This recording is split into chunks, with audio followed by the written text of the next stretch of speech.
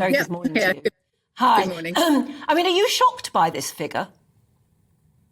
Well, yes and no. The figure itself is absolutely shocking. Am I shocked that the government seems to have been unable to get a handle on immigration as it promised? No, unfortunately, I'm not shocked.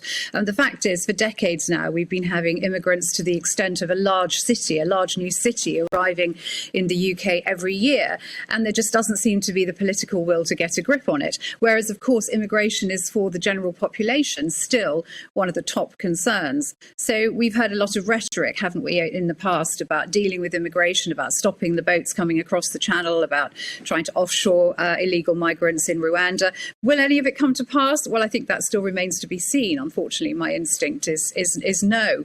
There isn't really any electable party in government, in Parliament, that genuinely, I think, wants to stop immigration and is prepared to actually do something about it. So for people who don't want to see mass uncontrolled immigration, I'm not quite sure whom they vote for. But we are here talking about people who have been given visas and are therefore legal migrants. Yeah.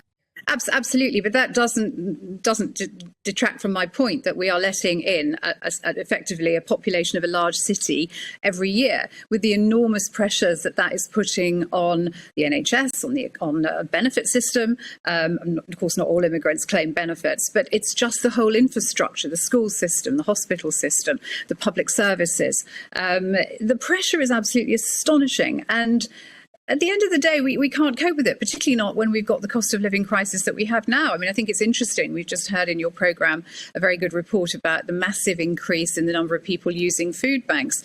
I mean, how on earth does anybody think that, given the crisis that the country's facing, letting in 1 million people every year into the country to depress wages, to make that even more difficult, is going to help at all?